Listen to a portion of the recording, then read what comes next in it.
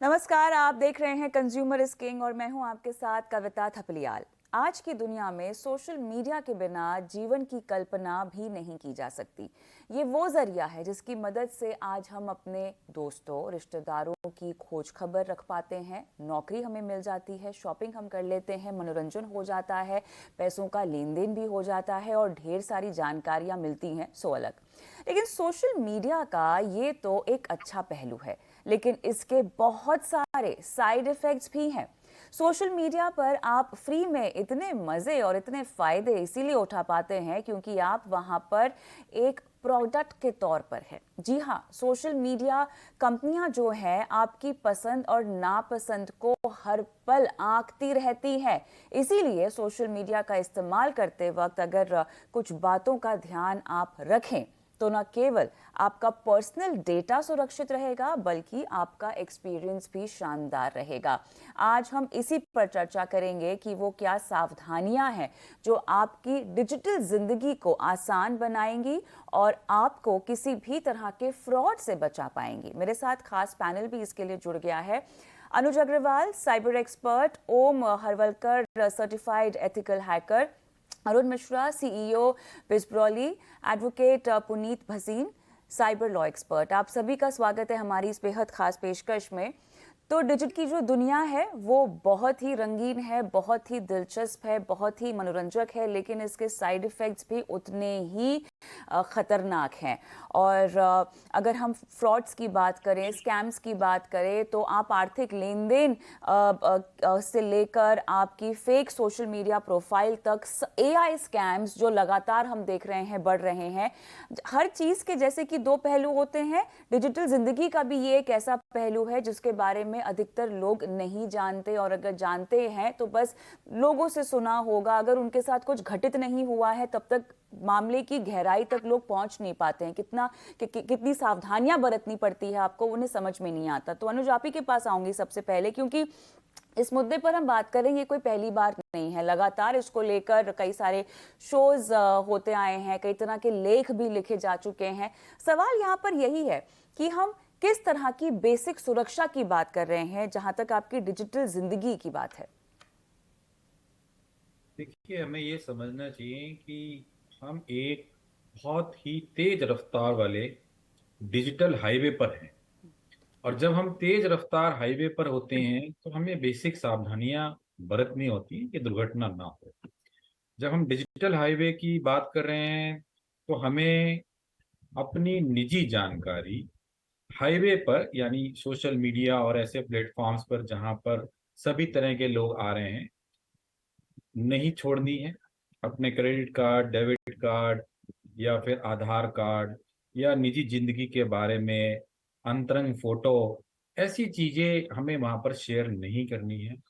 और कभी अगर अति आवश्यक हो तो प्राइवेसी सेटिंग्स का एक ऑप्शन ज्यादातर सोशल मीडिया प्लेटफॉर्म्स में रहता है, जहां पर आप पर्सन टू पर्सन ट्रांसफर कर सकते हैं या एक बहुत क्लोज ग्रुप बना सकते हैं।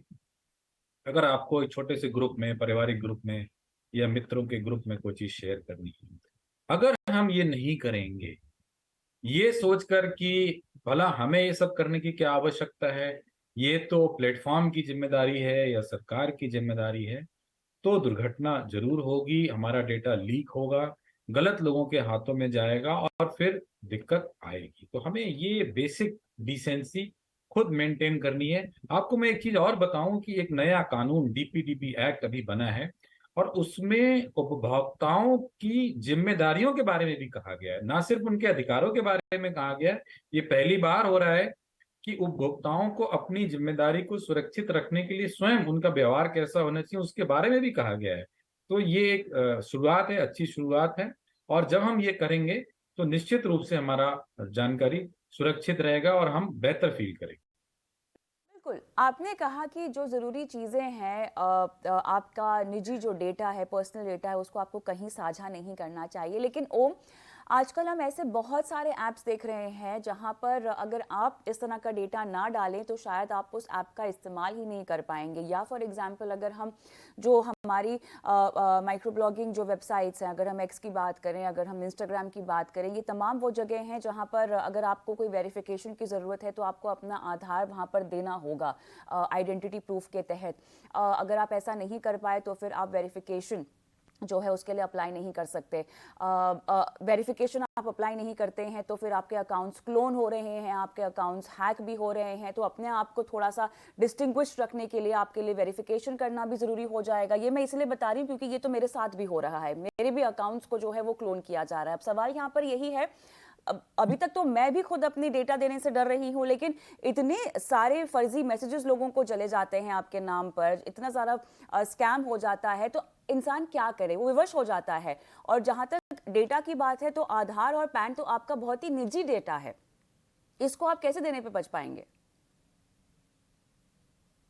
अ, अभी कैसे आपने जैसे कहा कि इंस्टाग्राम, फेसबुक, बहुत सारे स्नैपचैट, यहाँ पर हम अपना अकाउंट क्रिएट करते हैं, पर्सनल डेटा डालते हैं। तो ये सब हमारा पर्सनल डेटा सिक्योर करने के लिए क्या कर सकते हैं हम? तो जो जेन्युइन एप्लीकेशन है, हम जो डे टू डे लाइफ में यूज करते हैं, सभी लोग यूज करते हैं और ट्रस्टेड भी है, लाइक इंस्टाग्राम, फेसबुक, उन्होंने एक ऑप्शन दिया है टू फैक्टर ऑथेंटिकेशन। अगर टू फैक्टर ऑथेंटिकेशन हम सभी जगह पे ऑन ऑन कर रहे हैं, तो हमारा पासवर्ड भी किसी के पास चला गया है तो हम अपनी डेटा मतलब सेव कर सकते हैं। अगर पासवर्ड भी हैकर के पास चला गया है, देन हम क्या कर सकते हैं? पासवर्ड वो लॉगिन करेगा, हम लॉगिन करेंगे, नेक्स्ट उसको क्या आएगा कि टू फैक्टर ऑथेंटिकेशन लॉगिन है, एक कोड आएगा हमारे नंबर पे, लेकिन वो कोड उसके पास ना जाके हमारे पास आ जाएगा। ओके, अगर वो कोड नहीं डालता है तो हमारा अकाउंट कॉम्प्रोमाइज नहीं हो सकता, और हमारा अकाउंट कॉम्प्रोमाइज नहीं होगा तो देन हम अपना ये मामला इतना फैला हुआ है, एक छोर को अगर आप पकड़ के चलो तो दूसरे छोर तक पहुंचते पहुंचते आपको कई सारे मुद्दे आपके सामने आ जाएंगे। और पुनीत, मैं चाहती हूँ कि आप इसी पर हाईलाइट करें, क्योंकि सारी बातें ना घूम फिर कर जागरूकता पे आ रही है। उपभोक्ता की जागरूकता, कंज्यूमर की जागरूकता, यूजर की जागरूकता। डीपीडीपी एक्ट बना है, उसको लेके अवेयरनेस नहीं है और बना है, लेकिन उसमें भी ऐसी बहुत सारी बातें हैं जो अभी अमल में लाने में शायद बहुत सारा समय लग जाए। अब तक हमने डिजिटल हाइजीन की बात कही, आपके बिहेवियर की बात की। मैं चाहती हूँ कि पुनीत आप थोड़ा सा स्कैम्स पर, धोखाधड़ी पर थोड़ा सा फोकस करें, क्योंकि अब हम जो देखेंगे ट्रांजैक्शंस डिजिटली या ऑनलाइन, या अब तो हम ऑफलाइन ट्रांजैक्शंस की बात कर रहे हैं जो कि बहुत जल्द देश में शुरू होता हुआ हम देखेंगे। डिजिटल इंडिया की ओर हमारे कदम लगातार बढ़ते हुए जा रहे हैं। अब ऐसे में खतरे की घंटी भी तो है, रोजाना नए नए स्कैम्स होते रहते हैं। कभी आप एआई वॉइस ट्रैकिंग स्कैम सुन रहे हैं, कभी आप लिंक्डइन पर फर्जी प्रोफाइल वाले स्कैम सुन रहे हैं। तो कहीं ना कहीं जो है यूजर को ही सारी बातें समझनी है, उन्हें अपनी सुरक्षा भी करनी है और एक तरह से उन्हें एक गाइडलाइंस के तौर पर चीजों को अमल में लाते हुए अपने बिहेवियर को रिस्ट्रिक्ट भी करना है। बहुत सारे दायरे हैं, पहलू हैं इस चर्चा के, पुनीत। देखिए कविता जी, सबसे पहली चीज कि नया कानून बना है, पर कानून बनने के वजह से जो क्रिमिनल हैं वो ये कार्य नहीं करेंगे, ऐसी बात नहीं है। तो कानून बना है, उसको कंट्रोल करने के लिए ऑब्वियसली नया कानून है, उसके इम्प्लीमेंटेशन में समय लगेगा। परंतु एक आम आदमी क्या कर सकता है? सबसे पहले उसको ये समझना बहुत जरूरी है कि मैंने अपना डेटा शेयर नहीं करना है। हिंदुस्तान में इस समय सबसे बड़ी दिक्कत ये है कि हम ये नहीं समझते कि हमारा डेटा सचमुच में मूल्यवान है। हम डेटा को फ्री समझते हैं। हम समझते हैं हम किसी के साथ भी शेयर करें। एक एक बहुत ही आम बात समझिए, आप कभी बस में जाएँगे, कभी आप हवाई जहाज़ से ट्रैवल करते हैं। आप कितने लोगों से मित्रता बनाते हैं, आप जानते भी नहीं हैं। उनको अपना कितना सारा डेटा देते हैं, अपने घर-बार का इन्फॉर्मेशन देते हैं। ऐसे कई देश हैं, आपको एक एग्ज़ाम्पल देती हूँ, फ़िनलैंड। आप उधर जाइए, आप किसी के साथ बैठकर अगर उनको उनके परिवार के बारे में पूछिए, आपकी बीवी कहाँ काम करती है, वो आपको इस प्रकार से देखेंगे कि मतलब आपने कोई गुनाह कर दिया हो। तो पहले तो हमारे देश में ये माइंडसेट जिसको बोलते हैं कि मुझे मेरे बारे में इतनी बातें नहीं करनी है, मुझे अपने आस-पास के लोगों के बारे में, अपनी दिनचर्या के बारे में इतना डिस्कस करने की ज़रूरत नहीं है। अगर आप देखेंगे, चाहे वो सोशल मीडिया हो, चाहे वो ये सब रील्स जो बनते हैं, आजकल वीलॉग्स का ये सब जो चल रहा है। देखिए, प्राइवेसी कब इन्वेड हो रही है इंसान की? जब आप बहुत सारा डेटा दे रहे हैं। एक जो सबसे बड़ा जो आप कहेंगे स्कैम जो चल रहा है, जहाँ पर जब लोग छुट्टियों पर जाते हैं, तो हर बार वो क्या करते हैं, लॉग इन करते हैं, मैं इंटरनेशनल एयरपोर्ट पे हूँ, मैं इस देश में हूँ, मैं जा रहा हूँ। और ऐसे काफ़ी सारे गैंग हैं जो ये ट्रैक करते हैं। तो उनको पता होता है आप कब घर पे नहीं होने वाले हैं। काफ़ी सारे थेफ्ट जो हैं वो एक्चुअली ऑनलाइन ओरिजिनेट होते हैं, जहाँ पर वो आपका ये डेटा इकट्ठा करते हैं। दूसरी चीज़ जो आपको एक सिंपल बहुत ही आसान एग्ज़ाम्पल बताती हूँ। अगर आप कभी सड़क पे चल रहे हो, कविता जी आप ही अगर सड़क पे चल रहे हो, आपके साथ में कोई आदमी बाजू में आया दौड़ता-दौड़ता और वो बोलता है आज तो सुबह मैंने कॉफ़ी पी, आज मेरी बीवी ने पूरी बनाई, आज मेरे बच्चे का स्कूल का पहला दिन है, आज तो मैं ऑफ़िस ये जाने वाला हूँ, ये मेरी कॉफ़ी ऐसी है, मैं तो ये पीता हूँ, मुझे ये पसंद है, ये आज का दिन कितना सुहाना है, आप क्या सोचेंगे? वो आदमी तो पागल हो चुका है। पर हम यही सोशल मीडिया पर कर रहे हैं और अपने बारे में इतना कुछ बाहर दे रहे हैं, जिसके वजह से ये प्रोफाइलिंग हो रही है, टारगेटिंग हो रही है। जितना हम इन्फॉर्मेशन अपने बारे में डालेंगे, आप ये चीज़ समझिए उतनी प्रोफाइलिंग भी होने ही वाली है। अभी प्रोफाइलिंग को रोकने के लिए ये कानून बना हुआ है, जहाँ पे बच्चों की प्रोफाइलिंग करना गुनाह है। आप बच्चों को ट्रैक नहीं कर सकते, उनको टारगेटेड एडवर्टाइज़मेंट्स नहीं दे सकते। बड़ों की प्रोफाइलिंग केवल उनके परमिशन के साथ हो सकती है और वो भी जो कंपनीज़ कर रही हैं, बिना कंसेंट लिए उनको पेनलाइज़ किया जा सकता है। अगर वो कंसेंट ले रही हैं, तो भी उनको पूरा सिक्योरिटी उन्होंने रखना पड़ेगा। आपका डेटा वो किसी और को नहीं दे सकते। केवल जिसके लिए आपने अलाउ किया ट्रैकिंग, वही किया जा सकता है। पर आप ये चीज़ समझिए, जितना ज़्यादा डेटा उतना ज़्यादा रिस्क। आप जितना अपने बारे में शेयर कर रहे हैं, उतना ज़्यादा आप अपना रिस्क एक्सपोज़र बढ़ा रहे हैं। आपको एक चीज़ बताती हूँ काफ़ी सारे ऐसे केसेज़ आते हैं जहाँ पर ऑनलाइन बैंकिंग फ्रॉड्स होते हैं और लोग बोलते हैं मैंने मेरा ओटीपी नहीं दिया। सचमुच में उन्होंने ओटीपी नहीं दिया, परंतु किसी को ओटीपी कैसे पता चला? आजकल आपके कितने सारे एप्लीकेशंस ऐसे हैं जिनमें स्पाईवेयर्स भी साथ में और कई नामी एप्लीकेशन ऐसे हैं, जो आपकी पूरी फ़ोन की एक्टिविटी पे ध्यान रख रहे हैं। यहाँ तक कि आपके हर स्क्रीन इमेज का उनके पास कॉपी मिलता है। तो इस प्रकार से आपका ओटीपी भी उनको मिलता है। तो आपको एक चीज़ एक ग्राहक के रूप में आपको ये एक चीज़ समझने की ज़रूरत है, अपने फ़ोन पर सबसे पहले एंटी स्पाईवेयर में इन्वेस्ट करिए। एक अच्छा फ्री वाला मत लीजिए, दुनिया में कोई चीज़ मुफ्त की होती नहीं है। थोड़ा पैसा खर्चा करिए, अच्छा एंटी स्पाईवेयर प्ले स्टोर से डाउनलोड करिए। उसके बाद में आपका एक डिवाइस एक लेवल के कंट्रोल में होगा कि जो डेटा आप नहीं चाहते वो बाहर निकलेगा नहीं। अभी जो नया कानून डिजिटल डेटा प्रोटेक्शन एक्ट जो आया है, उसके अनुसार कोई कंपनी भी आपका डेटा अगर उसको आपको जो सर्विस प्रोवाइड कर रही है, उसके लिए ज़रूरी नहीं है, तो आपसे वो कोई ज़्यादा डेटा माँग नहीं सकती, जिसको हम पर्पस लिमिटेशन बोलते हैं। तो ये अगर आप जागरूक रहेंगे, तो आप भी ये सवाल उठा सकते हैं। अगर वो आप उनको आपको पकड़िए, कोई सर्विस देने के लिए 5 परमिशन चाहिए, 5 डेटा सेट्स चाहिए और वो आपसे 10 डेटा सेट माँग रहे हैं। तो आप डेटा प्रोटेक्शन बोर्ड को कंप्लेन कर सकते हैं कि भाई ये क्यों मुझसे 10 माँग रहे हैं जबकि 5 में काम हो जाता है, तो ये बाकी 5 का करने क्या वाले हैं? पेनल्टीज़ इस एक्ट में काफ़ी भारी हैं, 150 करोड़, 250 करोड़ और ये सब पैसा ग्राहक को नहीं मिलने वाला है। ये कंसोलिडेटेड फंड ऑफ इंडिया में जाने वाला है, जहाँ पर हमारे देश की ही उन्नति आगे होगी जब ये सब फाइन्स वगैरह इम्पोज़ होने वाले हैं। तो आप एक चीज़ समझिए, जब आप अपने बच्चों का डेटा डाल रहे हैं, आप उनके स्कूल की डिटेल्स बता रहे हैं, उनकी टाइमिंग बता रहे हैं, उनके बारे में हर चीज़ दे रहे हैं जो हर प्रकार के इंसान को आकर्षित कर रहे हैं। चाहे वो उनको ऑनलाइन स्टॉकिंग के लिए आकर्षित कर रहे हो, ऑफलाइन स्टॉकिंग के लिए कई सारी किडनैपिंग्स भी ऑनलाइन ट्रैकिंग से लिंक हुई हुई हैं। तो आप एक चीज़ समझिए, ये विनंती है अपने बच्चों को सोशल मीडिया से दूर रखें। आपको अपनी निजी ज़िंदगी शेयर करनी है, करिए, पर बच्चों को इस दायरे से बाहर रखिए। काफ़ी सारी बातें आपने कवर की अपने जवाब में और मेरे ख्याल से इसके जितने हम एक एक छोर को पकड़े उतनी गहराई में जा सकते हैं। अनु, थोड़ा सा डीपीडीपी एक्ट के बारे में मैं चाहती हूँ, क्योंकि जागरूकता वैसे भी इतनी कम है और कुछ बातें जो कि पुनीत ने भी हाईलाइट की हैं, खासतौर से ग्रीवांस रिड्यूसल को लेकर, शिकायतों के निपटारे को लेकर, इस पर चर्चा को थोड़ा सा फोकस करते हैं, जहाँ पर मैं चाहती हूँ कि आप ये बताएं कि एक तो कौन कौन से अधिकार हैं जो आपके पास हैं, शिकायतों का निपटारा कैसे होगा, और शुरुआत में चर्चा में आपने कहा कि ऐसी बहुत सारी चीज़ें हैं, होमवर्क है जो आपको एक उपभोक्ता होने के नाते आपको वो जिम्मेदारी उठानी होगी। बताएं।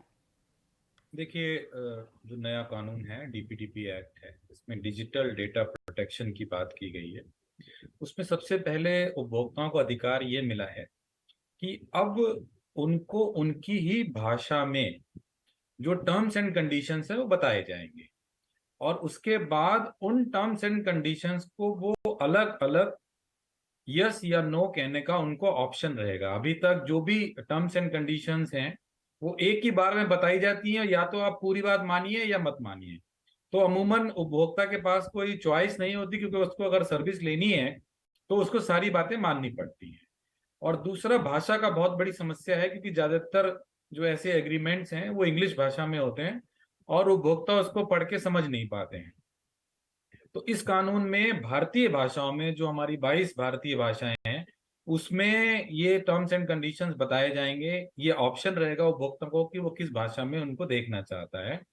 इसके बाद अगर उसके साथ कोई नाइंसाफी हो रही है, कोई ऐसी टर्म्स कंडीशंस लाई जा रही हैं जो कि वो नहीं मानना चाहता है, या जो किसी भी प्रकार से जस्टिफाइड नहीं है, जो कि काम उसको दिया जा रहा है, जिस प्रकार की वो सेवा ले रहा है, अब अगर आपकी सेवा में फोटो या वीडियो का या कॉन्टेक्स्ट का कोई रोल नहीं है, या एसएमएस का कोई रोल नहीं है, तो उसका अधिकार उस ऐप को देने की बिल्कुल आवश्यकता नहीं है। और अगर जबरदस्ती सेवाएं बंद की जा रही हैं इस प्रकार का एक्सेस ना दिए जाने के लिए, तो फिर उसकी शिकायत डेटा प्रोटेक्शन बोर्ड में की जा सकती है।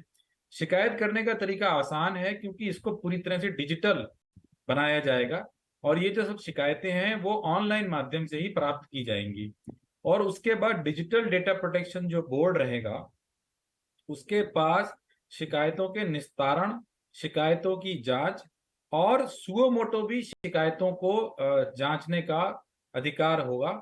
और वो एक टाइम बाउंड मैनर में काम करेगा कि वो शिकायतों को जल्दी से जल्दी समयबद्ध तरीके से निस्तारण करेगा।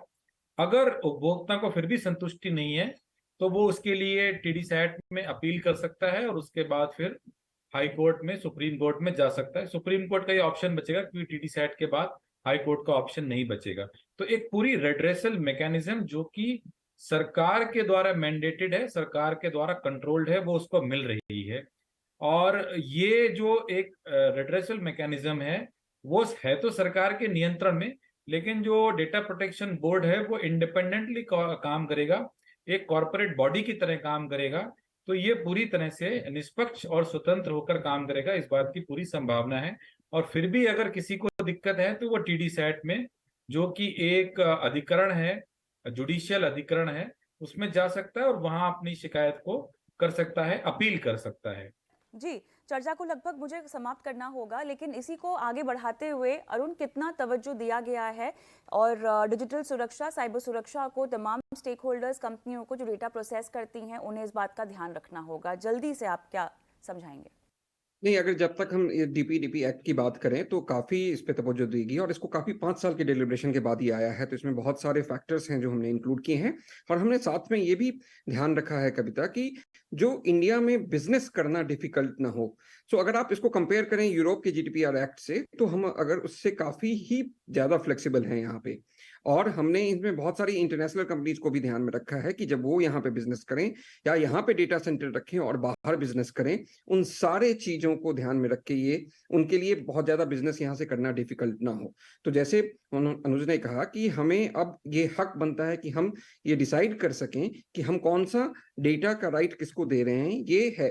But at the same time इसमें बहुत सारे ऐसे रेगुलेशंस हैं जिसमें एक्सेप्शंस भी हैं। सो अगर मुझे कंसेंट नहीं है और एम्प्लॉयमेंट के लिए ये, या मेरी बिजनेस में कंपटीशन को मैनेज करने के लिए, या बिजनेस की सिक्योरिटी, बिजनेस की जो सैंटिटी है वो मेंटेन करने के लिए, एंड जो ओवरऑल कॉर्पोरेट क्राइम्स होते हैं उसको ध्यान में रखते हुए बहुत कुछ डेटा अभी भी कंपनियां प्रोसेस कर सकेंगी जहां पे आइदर कंसेंट नहीं है या डायरेक्ट कंसेंट नहीं है। इनडायरेक्ट कंसेंट भी एक चीज होती है, डायरेक्ट कंसेंट नहीं है। तो उन सारे चीजों को ध्यान में रखते हुए ये एक्ट आया है। और जैसा मैंने कहा, एक्ट आना, कानून जैसे पहले भी था हमारे देश में, हर चीज का कानून है, एक्ट आना होना और एक्ट को एक्चुअली इम्प्लीमेंट करना, उसके लिए एजेंसीज बनाना, उसके लिए चीजों को ग्रास रूट लेवल तक उसको लेके जाना, उसके लिए काफी इम्प्लीमेंटेशन की जरूरत होती है। उस इम्प्लीमेंटेशन पे गवर्नमेंट को ध्यान देने की जरूरत है। उस इम्प्लीमेंटेशन पे सारे बिजनेसेस को इनेबल करने की जरूरत है, स्टार्टअप्स को इनेबल करने की जरूरत है। एंड जो जैसे एक बहुत बड़ी इंपॉर्टेंट बात आपने कविता शुरू में कही थी कि अगर हमें आधार देने की जरूरत पड़ती है वेरिफिकेशन के लिए, नाउ आधार देने की जरूरत ही क्यों पड़ती है? हम वो कंसेंट से दे रहे हैं, डीपीडीपी एक्ट के हिसाब से वो सब सही है, लेकिन वो देने की जरूरत ही क्यों पड़ती है? तो वहां पे भी कुछ रेगुलेशंस और इम्प्लीमेंटेशन स्टेप्स देने की जरूरत है कि सारे इंडियन कंज्यूमर्स का वेरिफिकेशन इस पर्टिकुलर तरीके से ही होगा, जहां हमें आधार देने की जरूरत ना हो, जहां हम एक वर्चुअल आधार दे सकें, या हम आधार की कोई एपीआई यूज करके, हम आधार का प्लेटफॉर्म यूज करके ये कंपनियां खुद ब खुद वेरीफाई करें, ना कि एक्सप्लिसिटली हमें पूरा आधार देने की, पैन नंबर देने की जरूरत पड़े। और ये केवल डेटा सुरक्षा और डिजिटल प्राइवेसी की बात नहीं है। इनफैक्ट हम लोन लेने में भी हमें 10 पेपर देने पड़ते हैं, उन सबको खत्म करने की ख्याल से जरूरत है। बिल्कुल सही कह रहे हैं आप, और इसी तरह से लीक होती है, इसी तरह से जो है आपका डेटा और आपकी प्राइवेसी के साथ भी खिलवाड़ होता है। मेरे ख्याल से समय मेरा समाप्त हो गया है, लेकिन सवाल अभी भी बहुत सारे हैं जो हमें इस पूरी चर्चा, इस पूरे मुद्दे में शामिल करने होंगे। इस शो की अगली कड़ी को भी हम ज़रूर लेकर आएंगे दर्शकों के सामने, जहां पर न सिर्फ इस एक्ट के बारे में बात होगी, बल्कि और भी तमाम मुद्दे, बच्चों का जिक्र किया, बुजुर्गों की भी बात करेंगे। लेकिन फिलहाल इस चर्चा में इतना ही। आप सभी का बहुत बहुत धन्यवाद, समय निकाला और इतने विस्तार से हमारे दर्शकों को तमाम जानकारियाँ दी। कंज्यूमर इज किंग के आज के एपिसोड में इतना ही। मुझे भी इजाज़त दें। नमस्कार।